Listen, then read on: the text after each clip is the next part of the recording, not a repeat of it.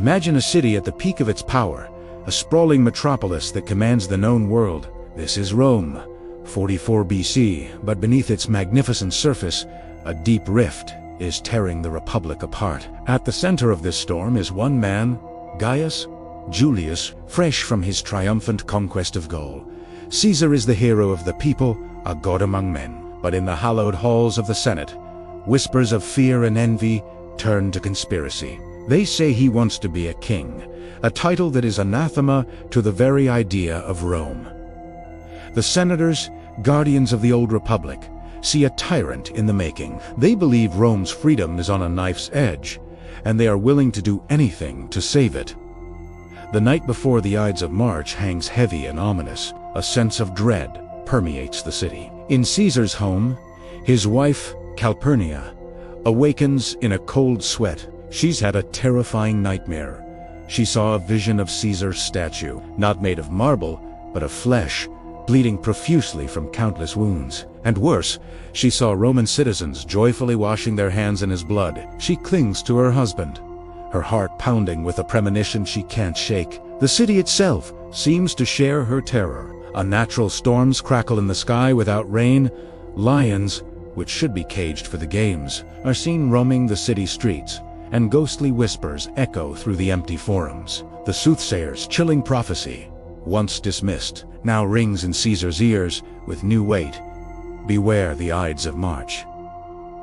The air is thick with omens, all pointing to a single, terrible conclusion. While Caesar sleeps fitfully, the gears of betrayal are already turning. In the dead of night, hidden in the shadows of Rome, a secret meeting is underway. More than 60 senators, men who once called Caesar a colleague, now call him a threat. They are led by two figures: the sharp, resentful Gaius, Cassius, Longinus, and the noble, conflicted Marcus Junius Brutus. Brutus, a man Caesar loves like a son, is torn between his personal affection and his sacred duty to the Republic. Their motive, they tell themselves, is pure.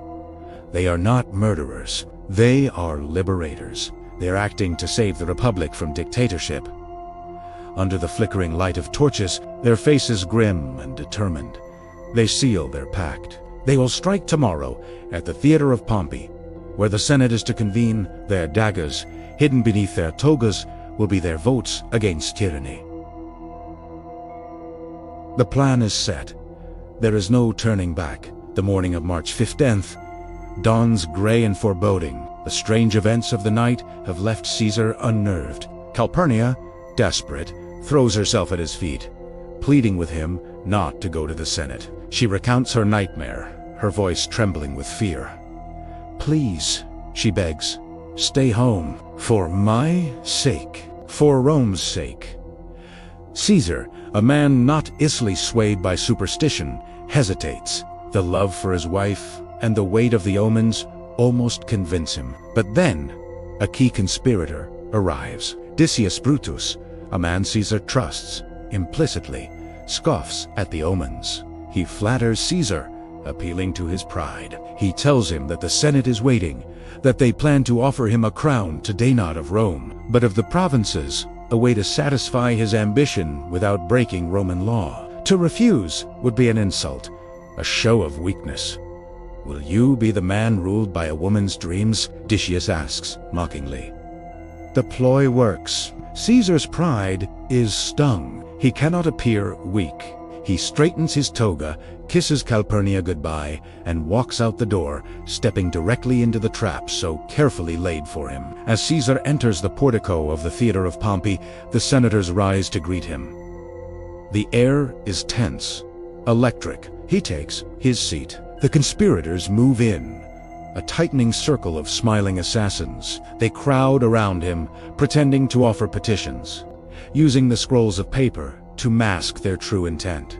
Julius Caesar makes a plea for his exiled brother, grabbing Caesar's toga and pulling it from his shoulders. This is the signal. Publius Savelius Casca, positioned behind Caesar, draws his dagger and strikes the first blow, a glancing wound to the neck. Caesar, shocked, turns and grabs Casca's arm, shouting in Latin, "Vile Casca! What is this you do?" Chaos erupts. The other senators draw their own daggers, a frenzy of steel. They swarm him, a wolf pack descending on its prey. Caesar fights back, but he is outnumbered, overwhelmed. He is stabbed again and again. Then, through the blur of pain and betrayal, he sees a face he never expected to see among his attackers. Marcus Brutus. His Brutus. The man he mentored. The man he loved. All the fight leaves Caesar's body. His shock turns to a profound, heart-shattering sorrow. He pulls his toga over his head, accepting his fate. In a whisper that would echo through history, he utters his final words. Brute.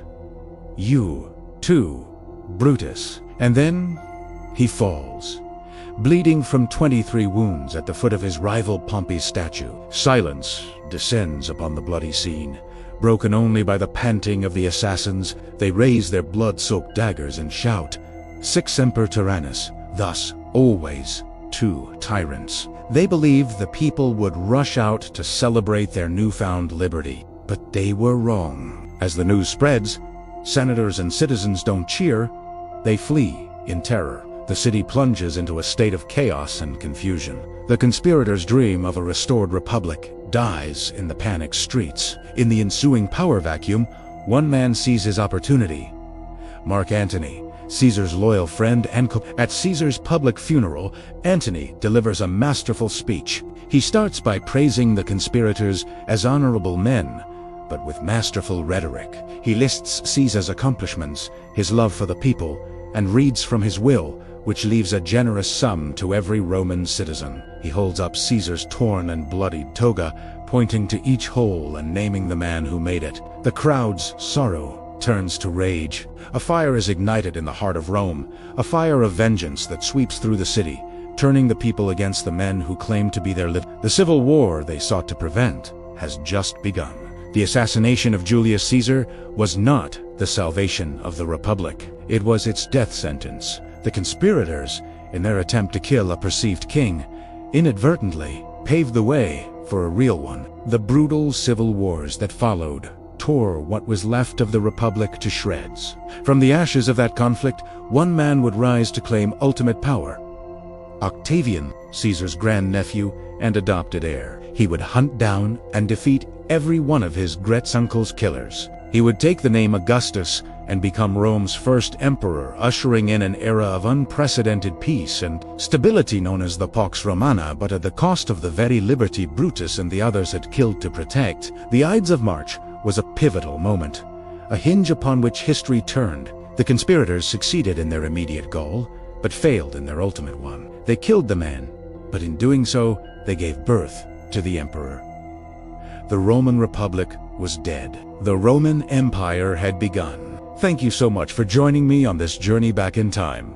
If you found this story as fascinating as I do, please hit that like button and subscribe for more deep dives into history. Until next time, stay curious.